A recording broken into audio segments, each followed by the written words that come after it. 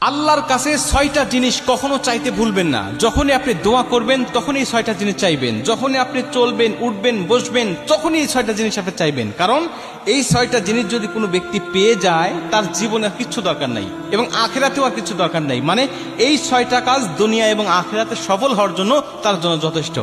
এই জন্য আপনি সবসময় উঠতে, বসতে, চলতে, ফিরতে এই ৬টা জিনিস আপনি চাইবেন। ১ নম্বরে আল্লাহর কাছ থেকে আপনি সুস্থতা চেয়ে নেবেন। সুস্থতা, শারীরিক সুস্থতা। শারীরিক সুস্থতা যে কত বড় নিয়ামত, এটা মানুষ অসুস্থ না হলে বোঝে না। মুসা আলাইহিস সালাম একবার আল্লাহকে জিজ্ঞাসা করেছিলেন, আল্লাহ, আমি যদি আল্লাহ হতাম আর তুমি যদি মুসা হতে, কি চাইতে বলো? আল্লাহ বলে, মুসা, এটা কখনো সম্ভব নয়। বললেন, আল্লাহ, সম্ভব নয় আমিও জানি, কিন্তু বলো কি চাইতে তুমি? আল্লাহ বলছে, আমি তখন তোমার কাছে চাইতাম শারীরিক সুস্থতা। মুসা আলাইহিস সালাম বলছে, আল্লাহ, আমি তাহলে তোমার কাছে শারীরিক সুস্থতা চাই, কারণ কি চাইতে হয়, কি উত্তম চাওয়া, এটা আমি জানতাম না। এখন তোমার কাছ থেকে আমি কায়দা করে শিখে নিলাম। আল্লাহ, তুমি আমাকে শারীরিক সুস্থতা দান করো, এটা আল্লাহর কাছ থেকে চেয়ে নিতে হয়। আপনি চাইবেন আল্লাহর কাছে শারীরিক সুস্থতা। ২ নম্বরে হালাল রিজিক আপনি চেয়ে নেবেন। হালাল রিজিক মানুষের জীবনের জন্য কত বড় উপকারী। নবীজি বলছে, যারা হালাল রিজিক থাকে তার ইবাদত আল্লাহর দরবারে কবুল হয়, কিন্তু যার হারাম রিজিক বা হারাম ইনকাম যার মধ্যে আছে, হারাম মাল যারা ভক্ষণ করে, এদের কোনো ইবাদত আল্লাহর দরবারে কবুল হয় না।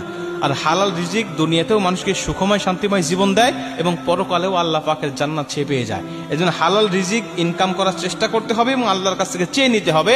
এটা হলো ২ নম্বর। ৩ নম্বরে একটা নিরাপদ বাসস্থান আল্লাহর কাছ থেকে চেয়ে নিবে। নিরাপদ বাসস্থান কেন বলছি? এটা আল্লাহ পাকের পক্ষ থেকে একটা নিয়ামত। কারণ যেই ঘরে মানুষেরা দিন পালন করতে পারে না, ভালো পর্দার ব্যবস্থা নাই, মেয়েদের পর্দার কোনো ব্যবস্থা থাকে না, নামাজের কোনো ব্যবস্থা থাকে না, যেই ঘরটা চতুর্দিকে খোলামেলা বা কোনো রকম ইসলামের গণ্ডির মধ্যে পড়ে না, এই বাসস্থান নিরাপদ নয় বা এই বাসস্থান আল্লাহ পাকের পক্ষ থেকে কল্যাণকর নয়। এই জন্য কল্যাণকর বাসস্থান আল্লাহর কাছ থেকে চেয়ে নিতে হয় যে, আল্লাহ, তুমি আমাকে নিরাপদ বাসস্থান দাও। কারণ দুনিয়াতে থাকতে গেলে, দুনিয়াতে চলতে গেলে একটা নিরাপদ বাসস্থান মানুষের মৌলিক চাহিদার মধ্যে পড়ে এবং এটা খুব প্রয়োজনীয় একটা বিষয়। ৪ নম্বরে নেককার স্বামী অথবা স্ত্রী। সে যদি মেয়ে হয় তাহলে নেককার স্বামী চেয়ে নিবে, সে যদি ছেলে হয় তাহলে নেককার একজন স্ত্রী চেয়ে নিবে। কারণ নেককার স্বামী স্ত্রী যার কপালে পড়ে, যার থাকে, তার দুনিয়াটাও জান্নাতি সুখ মনে হয় এবং কিয়ামতের ময়দানেও সে জান্নাতে যাওয়ার জন্য তার জন্য সহজ হয়ে যায়। কারণ নেককার স্ত্রী সর্বসময় স্বামীকে দিনের পথে চলতে সাহায্য করে। নেককার স্বামী তার স্ত্রীকে দিনের পথে চলতে সাহায্য করে।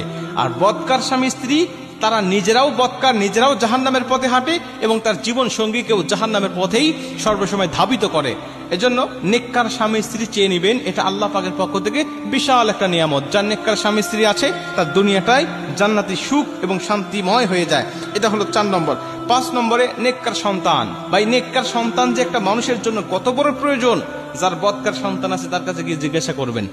নেককার সন্তান দুনিয়ার জমিনে বাবা মার মুখ উজ্জ্বল করে এবং কিয়ামতের ময়দানে নেককার সন্তান বাবা মাকে নিয়ে জান্নাতে চলে যায়। আর বদকার সন্তান বাবা মার মান সম্মানটাকে একেবারে ধূলিসাৎ করে দেয় এবং কিয়ামতের ময়দানে আল্লাহ পাক যখন এই সন্তানকে জাহান্নামী বলে আখ্যা দিবেন, ঘোষণা দিবেন, তখন ওই সন্তান বলবে, আল্লাহ, আমার বাবা মাকে নিয়ে আসেন, আমি তাদের মুখের উপরে পা দিয়ে জাহান্নামে যাব। কেন?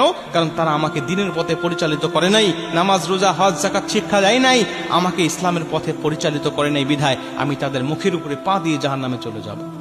এই জন্য বদকার সন্তান দুনিয়া আখিরাত দুটাই নষ্ট করে দিবে আপনার, আর নেককার সন্তান দুনিয়া আখিরাত দুইটাই গঠন করে দিবে। এই জন্য নেককার সন্তান চাইবেন কিভাবে? আল্লাহ নবী ইব্রাহিম আলাইহিস সালাতু ওয়াস সালাম যেভাবে চেয়েছিলেন, রব্বি হাবলি মিনাস সালিহিন, রব্বি হাবলি মিনাস সালিহিন বলে বলে আল্লাহর কাছে দোয়া করবেন। এটা হলো ৫ নম্বর। এবং ৬ নম্বর হলো আল্লাহর কাছ থেকে আপনি ঈমানের সাথে মৃত্যুটা চেয়ে নেবেন। কারণ যার ঈমানের সাথে মৃত্যু হয় তার আর কিচ্ছু প্রয়োজন নাই, তার জীবনটা সফল, তার আখিরাতটা সফল। কারণ আল্লাহ মানুষের সর্বসময় শেষ অবস্থার উপরে বিবেচনা করে তাকে জান্নাতি অথবা জাহান্নামী ঘোষণা দিবেন। আপনি সারা জীবন ভালো কাজ করেছেন, কিন্তু মৃত্যুর সময় আপনি বেঈমান হয়ে মারা গেছেন, আপনার ওই